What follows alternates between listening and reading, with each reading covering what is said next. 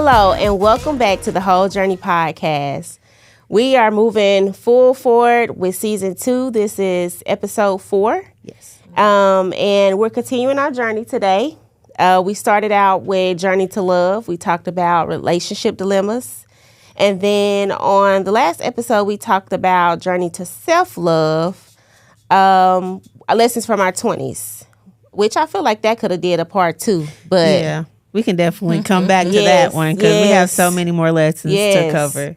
And it may be something like, especially after we get feedback from people, I'm sure they'll have more lessons to share with us that are probably mutual as well. Right. But today we are on our journey to healing. And we're recapping our Woman Evolve experience. Yes. So we went to Woman Evolve, and if you know, you know. Yes. If you were there, you know. Yeah, but 40,000 women in that stadium. I was gonna say in the room, but in the stadium, 40,000. So it's just, if you have not been to Woman Evolve yet, you need to get in the room. Absolutely. At least one time. Yes. And then if you go that one time, you're not gonna want to miss. You want to go every year. Yes. So yes. Yeah.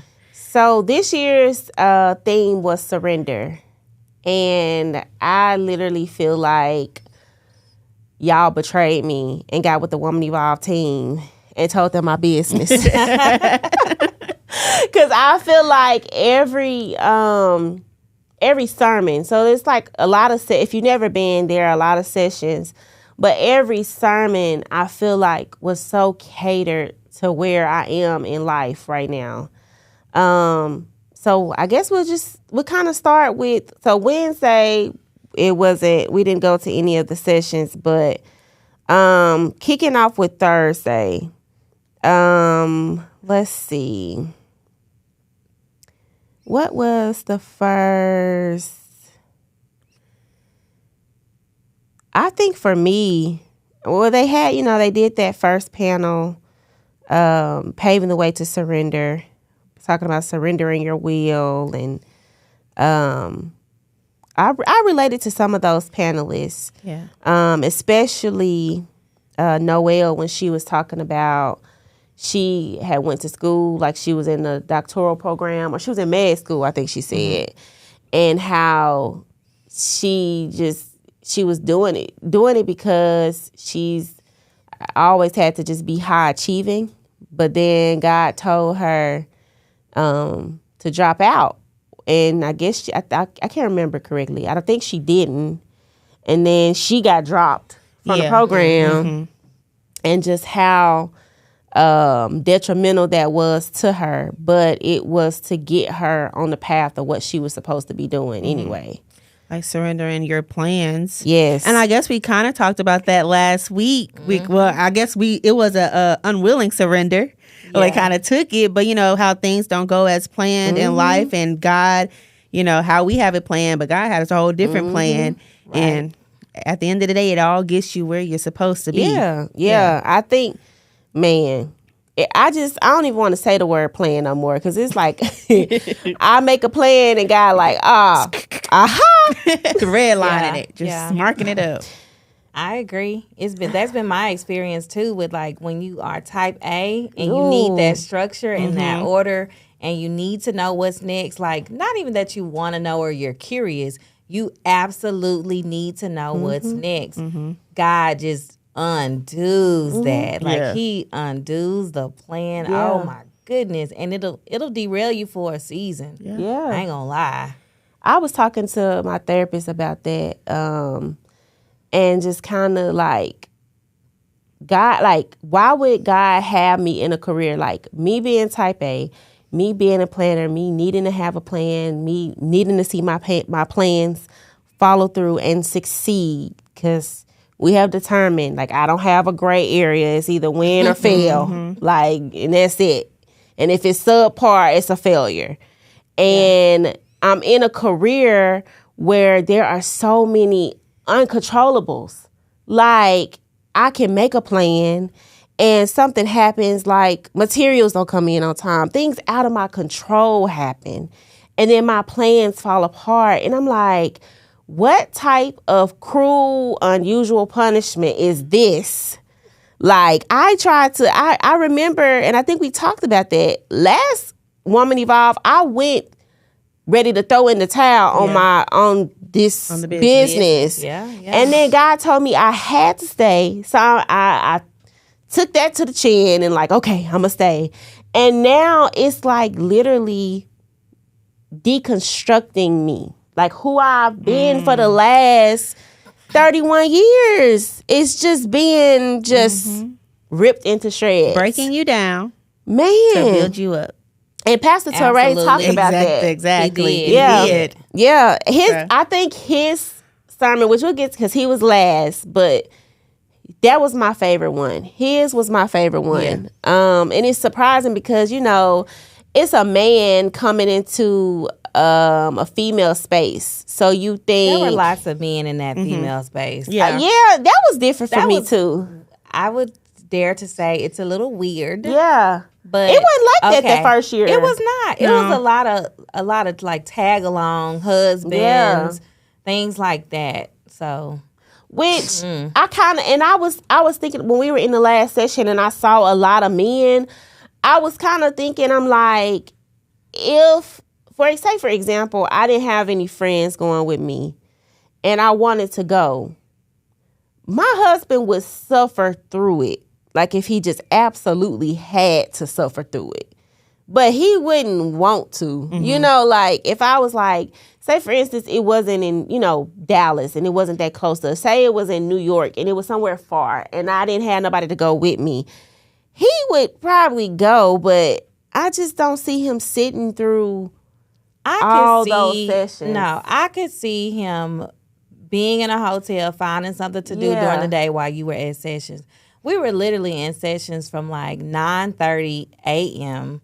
We had a lunch break, and then we were there till like 9 at night. Later than that. Yeah. Later than that, because most sessions went to at least like 9:30. Yeah. And then, I mean, you trying to get out with 40,000 women, it was taking an hour almost just for the elevator. Yeah, it was. So, yeah, and then like, I could see maybe he would come like to Pastor Torrey's, you know, where it was a co-ed panel or something like that.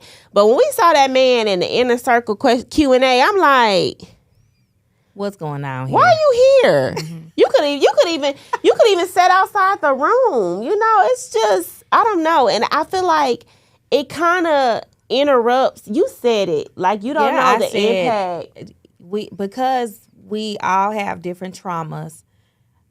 Being in a space that you anticipate to be a female space and then having these males there can feel unsafe for some women or just make them unable to express themselves fully and freely because we are anticipating like a female space. Now I never had an issue with her people, the males on her team, the people who are helping to set up and all of that. But when it's just like the random husband or, you know, it's just kind of like. And I thought maybe, I'm like, well, maybe, you know, they saw Pastor Torrey there and T.D. Jakes there last year and they thought, okay, well, it's fine. But that's different. Like their significant other is holding or their daughter is holding a event for 40,000 women. Like they're there. It's different. Like it's her role. Yeah.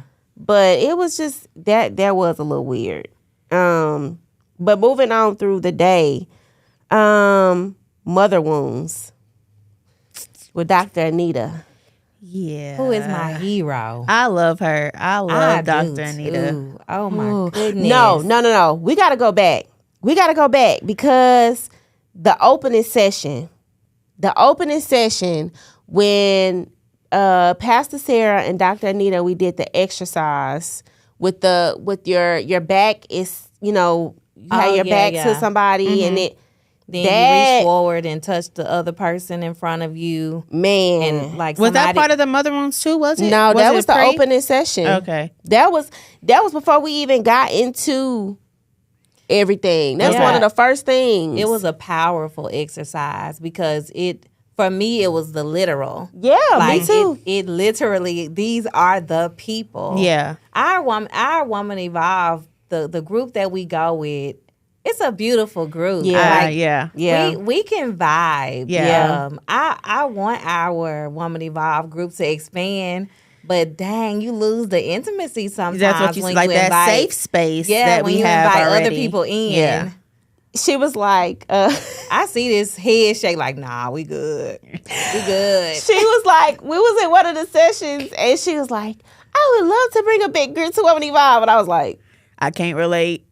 That's her favorite thing. She want to keep it. She wanted want to to keep it a small. smile. because Yes. it's just like, it's you learn, like, it's a vulnerable space. Like, It Yes. is. It you becomes don't that. have to, it's vulnerable without conditions, you know? And I feel like if you bring more people in, even if they are like mutual friends of other people, it's like it takes away that safe space. Yeah, I can see that. But my thing is, it's like we are experiencing this, and it's like I just want everybody else to experience Me this too. because it's awesome. Yeah. Literally, So- when we sit in the sessions, I'm thinking, oh, so and so can Yes, benefit from this. yes. You want to include them on that because Well, I Look, know they what to can tell them. come and not stay in the Airbnb with us. That's How about true. that? That's Right. true. Yes. And maybe that is something. Well, it's sold out now. Yeah, it is sold out for real? 2025. It's sold out. Yeah, Like she posted yesterday and said that there were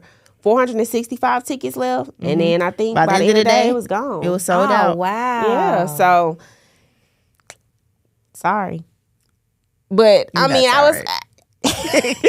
I was gonna say like maybe because you bring like when you're there and they advertise the next year, you're ready to go ahead and get your tickets. I Like you know. like it's, They were like what level? Inner Circle? Yeah. That Was sold out before we Inner made it to Circle and the elevators. What's the other Yeah. one's friend? Sister Homegirl. Homegirl. Yeah. And those tickets were like $500. no, that was Besties. Bestie. That was Bestie. Bestie was sold Yeah, out. and that sold out like that. Sure did. Yeah. Tell- It's an experience. Like It is. you got to do it at least once. Yeah. You got to do it. So, but yeah, that first exercise, like literally told me that. Oh, I forgot about Priscilla Shire. I forgot about her. I got my Z's.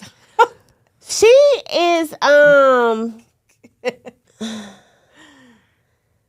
don't know. I don't know if it's her voice or something, like, because I've heard her before, and it's hard for her to keep my attention. Also, I mean, I get what she was going for and what what her message was about. But yeah, I wouldn't rate her among my top favorite sessions. You trying to remember it too? No, I remember it, but I'm just, How you feel you about never know.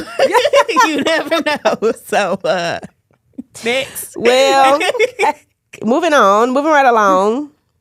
Let's see. The finance talks was next. Loved it. Yeah, but loved Budgetnista it. was Yes. awesome. Yeah. Yeah. I have even started shifting things, and we talked about before, like having multiple accounts.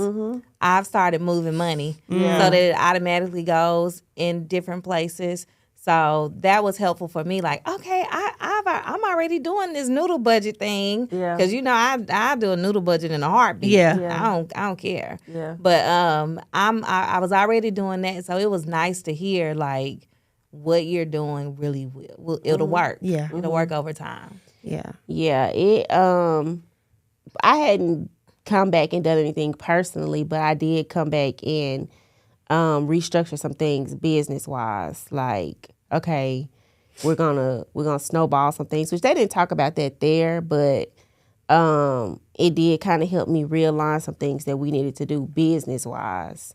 Which for me, my business and personal just mumbles. Yeah. Jumbles So together. if I can get the business together, then personal will follow very closely behind it.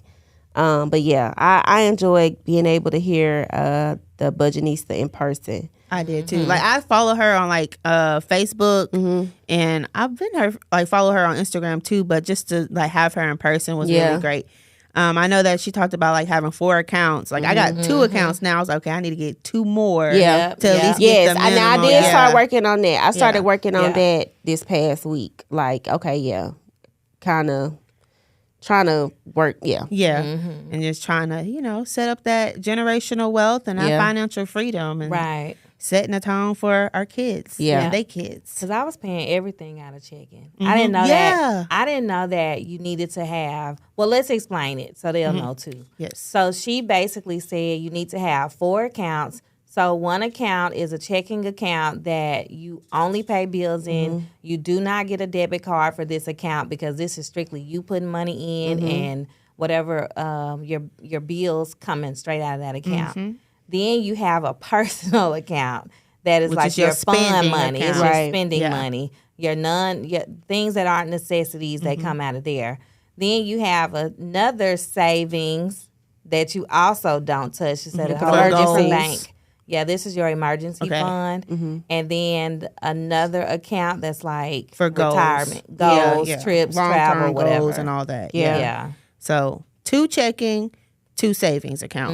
And she said they don't need to be at the same bank. Because you'll move money. Moving money, yeah. And see, what I did was I have my stuff at the same bank, which I think the big long-term savings I'll open somewhere else.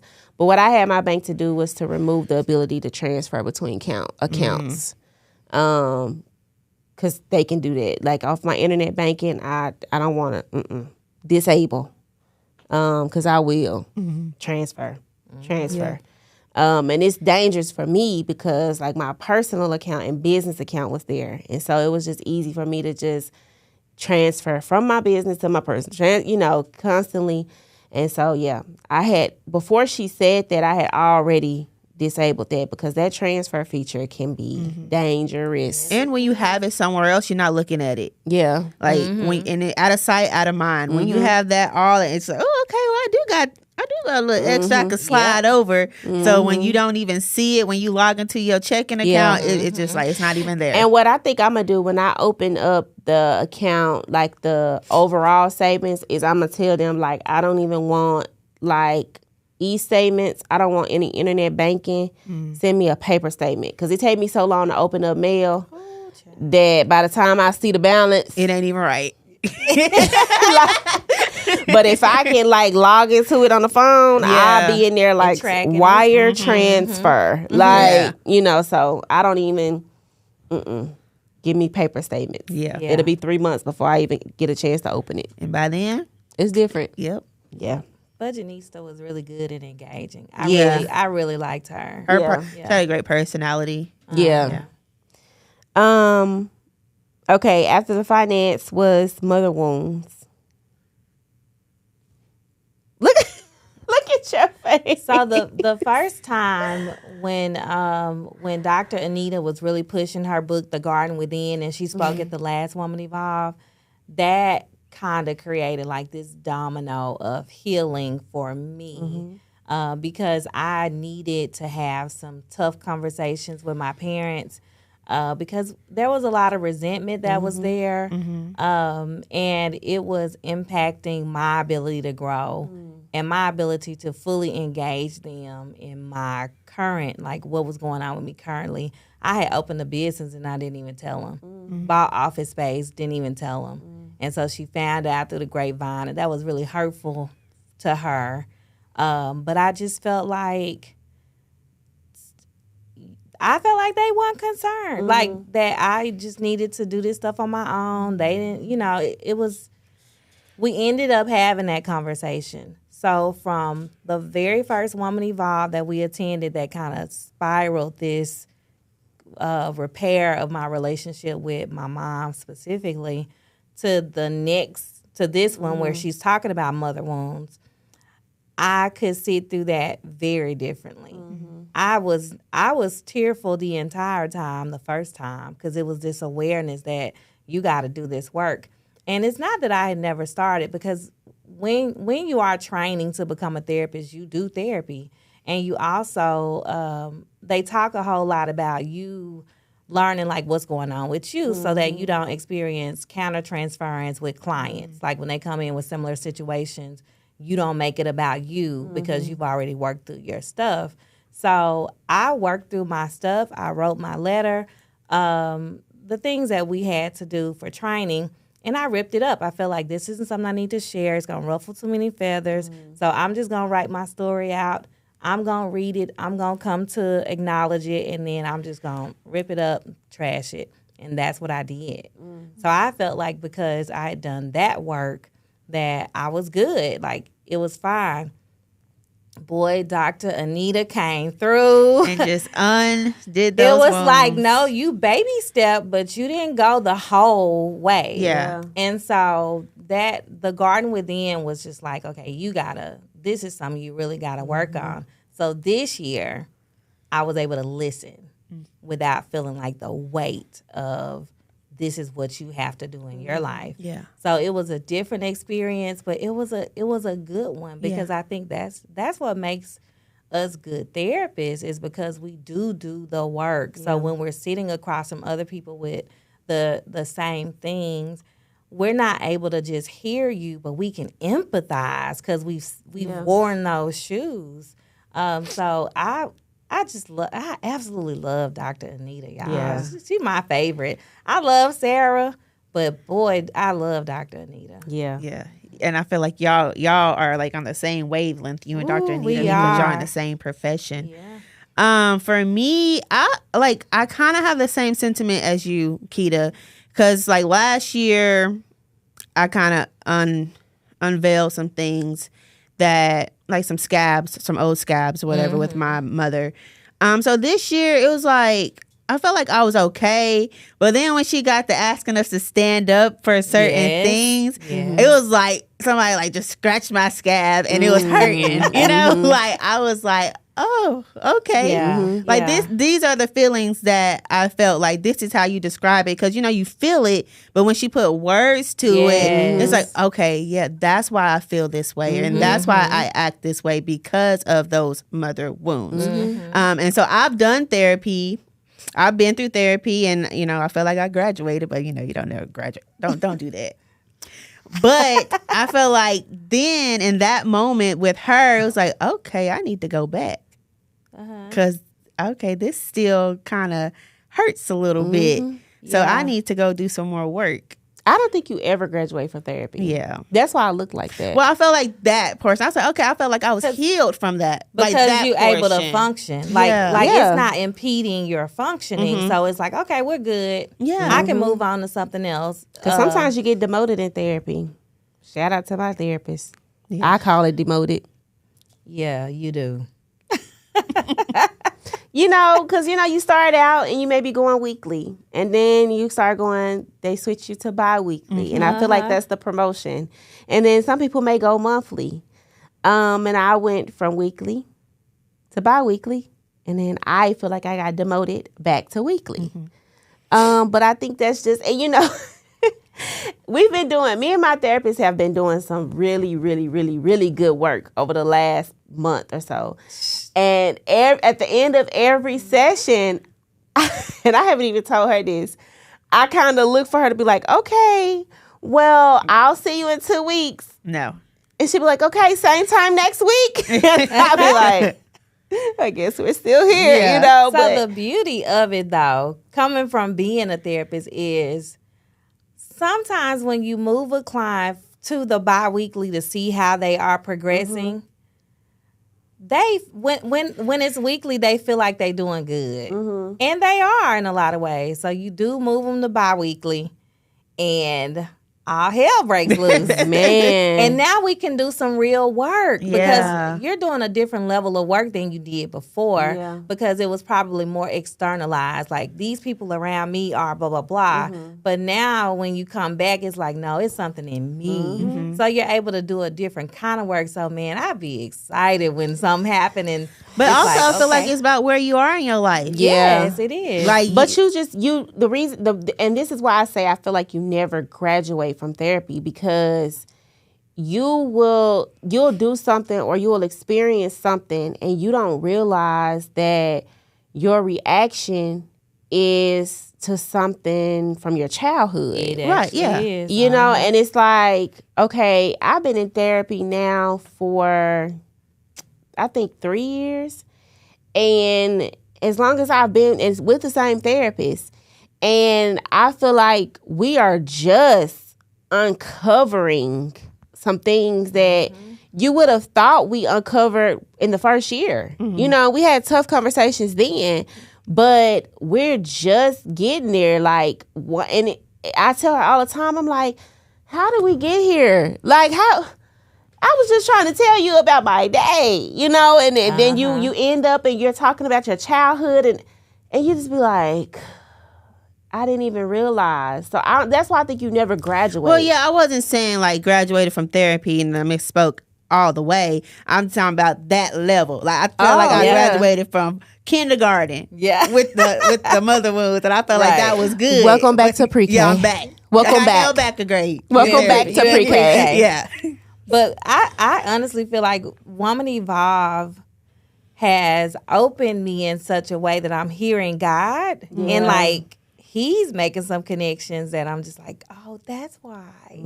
So I think even this morning, the shower is kind of my space where God just slaps me up and down. Man. It's a sacred space. It's the place where I'm not bothered. I can get quiet and I can hear Him.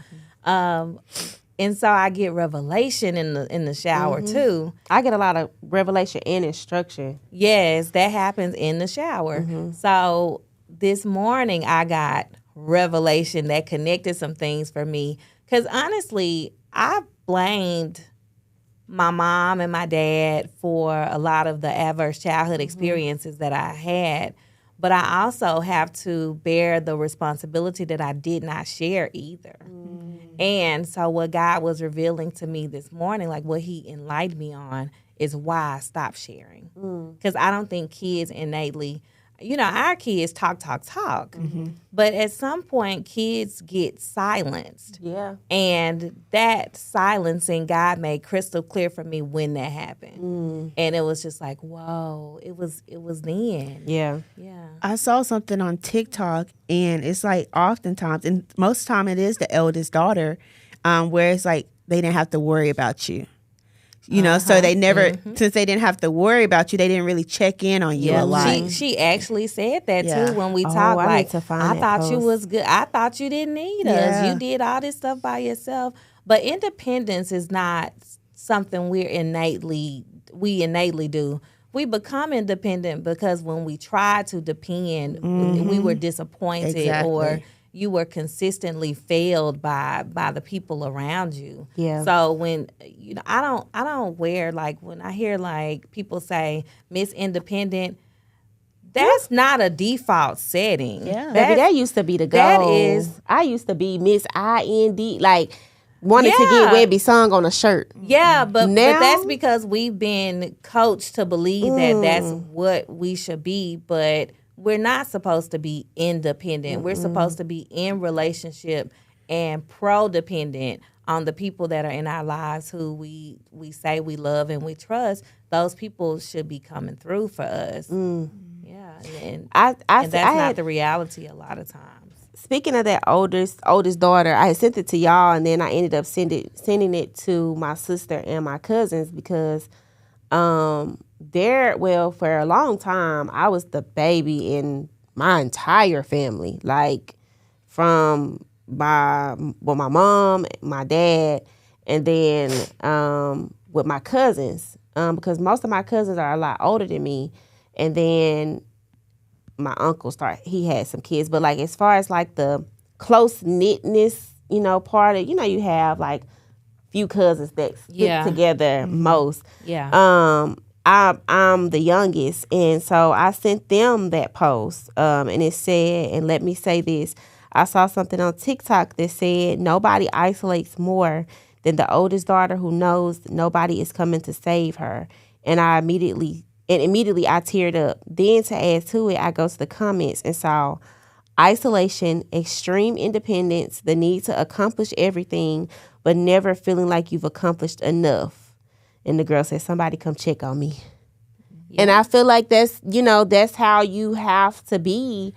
And for me, it was a little different. Like in my immediate family, I'm the baby, but it was borderline only child because I'm like, me and my sister are 18 years apart, so she was grown. And so, yeah, I'm borderline between being the baby and being the only child, which comes with its own case of stuff. But yeah, I feel like that's what y'all be going through. Mm-hmm. Yep. What you got to say? Try not to tear up. Yeah. Because it's true. It's hard. It is. It's hard. It's okay to cry. This is a safe space. I know. And it's okay for y'all to cry too. Like, I mean, I go back. That's the one. If I ain't do nothing else at Woman Evolve, I cried. Boy, I literally thought I came empty, but I wasn't empty enough because I had done so much crying over the last year that I came with like, I'm all cried out. I'm empty. Lord, you gonna have to refill me. And I did get refilled, but I wasn't as empty as I thought. Cause man, it's like I cried detox level crying, but I left feeling good. Yeah. Mm-hmm. Like I didn't leave feeling empty. I left feeling like detox. Like when you're getting ready to go on a new diet and they tell you like you need to detox first to get your body ready for the diet.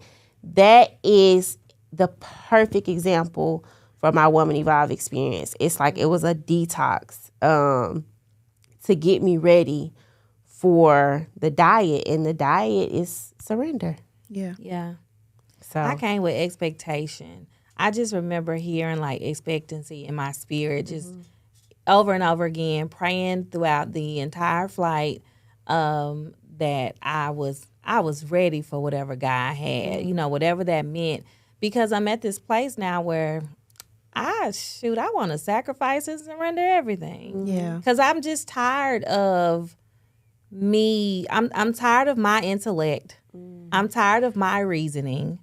And I'm ready to surrender all of that because it's gotten me here. But every time I hit another achievement, it feels empty. And so I'm starting to realize like the achievements are not it. Yeah. I thought about that scripture in the Bible where it talks about the guy, he's listening for God, and it's like God's not in the wind, God's not in this big boom. And I'm realizing God is not in my accomplishments. Like that fulfillment I needed. I felt like when I walked across the stage and I got the degree, I was going to feel a way.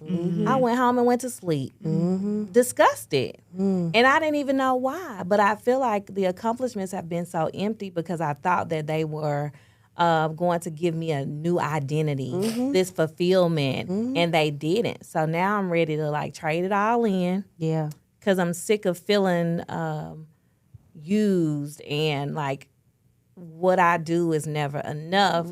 But that's not, I'm learning too that that's not my voice.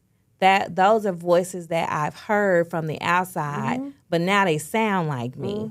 And God has to help me. God has empowered me to uproot some of that because the fulfillment I thought I was going to get in the degree, the license, the marriage, the being a great mom, trying to be present for everybody else, it's not happening. Yeah. So I'm needing I need my identity to come from him. Yeah. This is where I am right now. Yeah, I've done a lot of work in therapy lately about that, like my need for achievement and my need for like what that achievement, the recognition behind it. And me and my sister were talking about that. And I know my mama gonna watch this episode, but we were saying how, like, my mama was the type that, like, I could bring home all A's and B's. Like, I'm number 13 in the class, 13 out of almost 500. I got this high GPA. I'm on track could go to any college I want to. Yep. And I could bring home a report card that's like all A's and 1 B or all A's and 2 B's, which was, good. And my mama would be like, well, you could have had all A's, but I never saw you pick up a book. I never saw you study. I never, and I tried to be, it makes me hyper aware now. I think that was the benefit for Mother Wounds for me, because now I'm the mother of a young Black girl, and I can mother her in a way to where my biggest thing has always been, I've said this to my husband, we co-parent. I have said, like, I never want to give my child or a child a childhood that they have to grow up and heal from. Like, I feel like that just makes you irresponsible. To knowingly do it makes you irresponsible as an adult. And I have always, like, I'm not a fan of the, our parents did the best they could. Yeah, but it wasn't good enough, And you just need that part. Yeah. That there's a but and on that. Yeah. And the people need to become more comfortable with adding that. And they are not. When I push that in therapy, it's a lot of pushback. Yeah. Because we've been taught that even subpar, we got to be grateful for what we got. No. It's okay to be like, Mom, you just didn't mother well. Yeah. You just did not. And I get it. You had a lot on your plate. Yeah. And so. And how you were raised. Yeah. Exactly. That you didn't goes have a the lot too. Yeah. You didn't have capacity for it. But that doesn't mean I wasn't injured in the process. Yes. Exactly. Yes. Yeah. But that's something that I always said, but because that's something that came out in therapy for me, was that she did the best she could. My mom did the best that she could. But it goes back to generations and generations, because her mother did the best she could, and her great mother, like my mom, my grandma is a product of 14 kids. My great grandma is a product of like 14 kids. And so, like, there were kids raising kids, constantly having babies. And so she didn't really have a mother. And so my grandmother didn't really have her mother. Her sisters were more of her mother than her mother. Yeah. And so for my mom, my aunt was more of my mom's mother than her mother. Yeah. So it's like generational and generational. And so it like stops with me. Yeah. Yeah. But then also I felt like I was a mother. Yeah. I felt like I was a mother to my mother, because Yeah. I had to be so responsible. I had to grow up so quick because she wasn't there. Yeah. And so I felt like I had to be her mother. I had to be my sister's mother. I had to be my own mother. Yeah. And so it's just like a cycle. It's called the parentification of children. That's the language for it. That's what it's called. They can Google it, look it up on Instagram or whatever. Yeah. But it's called being parentified. Yeah. And that's I have, my sister, she has her own work to do, but she was even enlightened me the other day. We were having a conversation, and she was like, you got to think about it. Because my mama she's a different person now with that grandchild. She's a person none of us have ever seen. They always are. Never seen, Yeah. in my 31 years, my sister, my dad, like nobody has ever seen this version of her. But she's very, stoic. Like, she was never like the mama, like, oh, I love you, da-da-da-da. It's like, you knew she loved you, like she was going to show it. But it was like, the words of affirmation was not her thing. And then my grandma has, like, now my dad's mom was like, that was my, like her, I don't know if you remember when she passed when we were in college. I was in class and found out, like, it rocked me to the core. Like, that she was just sweet. Like, I don't have anything bad I could say about my grandma was just sweet in every essence of the word. And like, she was known for that. Like, anybody from the town she was in knew that about her. Like, you can go in her house. You can bring your friends over. You gonna get a meal. I would go and stay summers with her. She would let me bring my friends. Like, that's just who she was. But my mom's mom, is not, she's never, you're not gonna get baking cookies with grandma, from her. But my sister was saying, like, she was like, you gotta remember, she lost her mom when she was 5 years old. And so I think it starts there, and I don't know what happened before that, but like it starts there. And my grandma, my mom's mom, she was a different type of woman. Like, and as the more I think about it, like she paved the way for me to be able to interrupt I'm in this, feel like I'm in a male dominant minority, feel like I'm interrupting a system. Yeah, I'm interrupting a system, but she paved the way for that because my grandma, she was a bus driver when they were young. Women wasn't getting CDL license, like she drove a bus and she owned a bar, she owned a club. Like she was a rebel, like she rocked it, but her and my mom's dad, they separated, and so she had to be Miss Independent. And then I feel like it went from her to my mom kind of was in that same space, right? She was always the one. She said she did a lot of the cooking, like she was responsible for cooking all the meals. She only had 8 siblings, it's 9 of them, but she did a lot of the cooking. She helped raise her younger siblings. And then she had my sister, fairly young. So it's just like, then she had to become independent.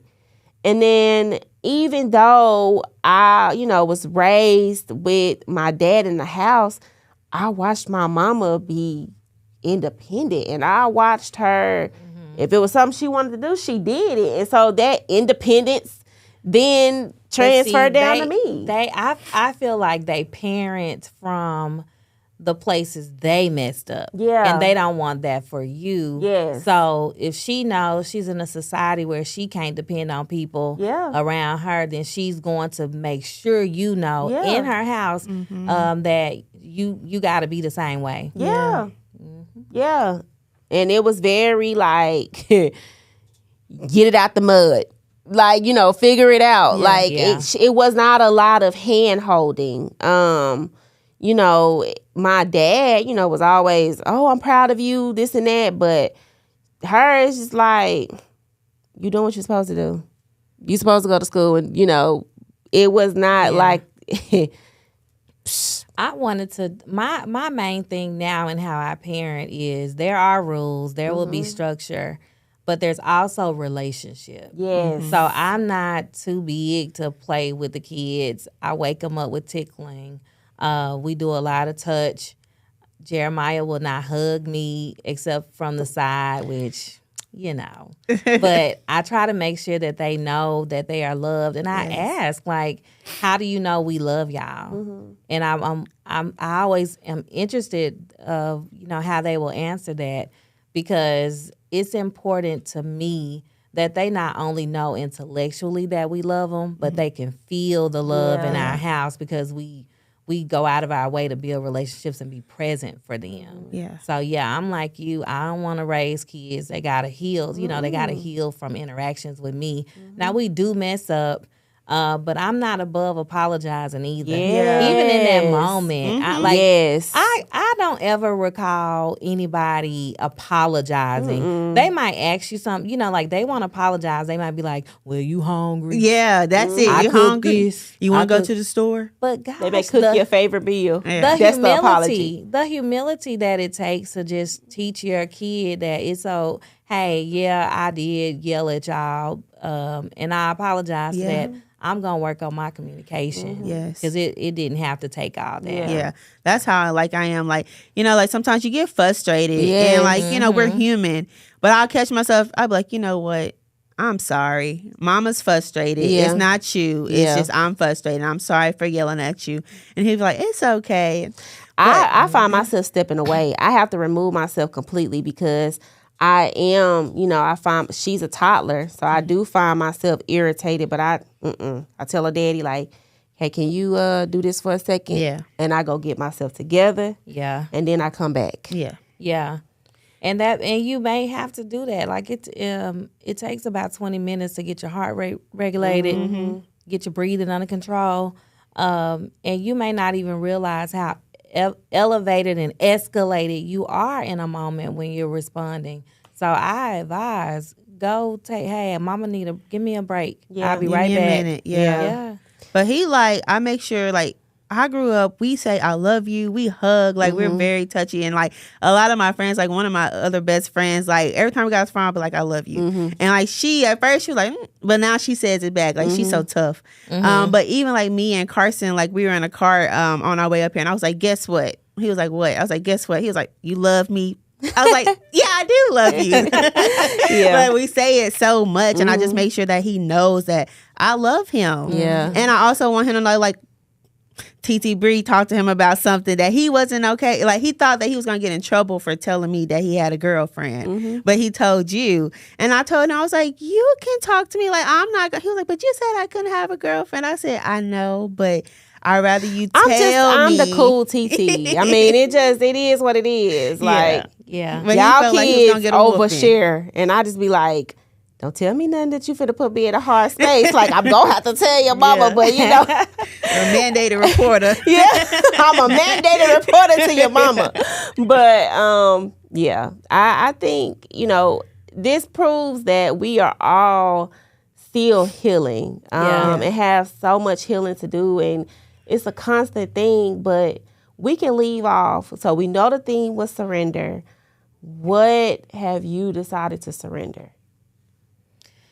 Oh, I'm surrendering my intellect.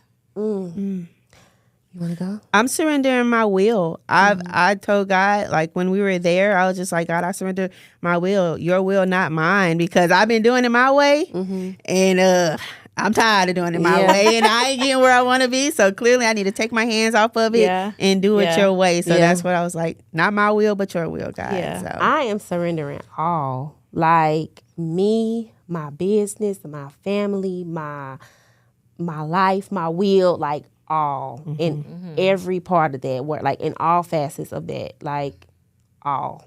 Add my trauma in too. Yeah, I'm surrendering that trauma. Yeah, yes. I am.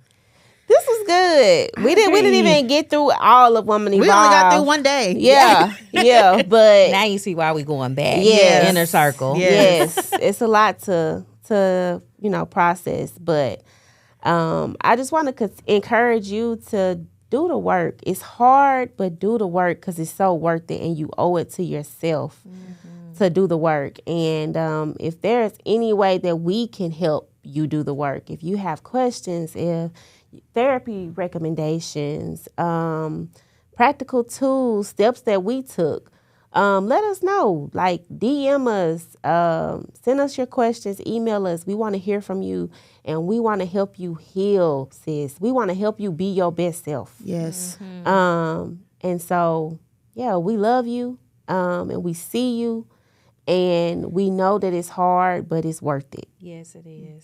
So, I'm Breonna. I'm Meketia. And I'm Tanisha. And this is the Whole Journey Podcast.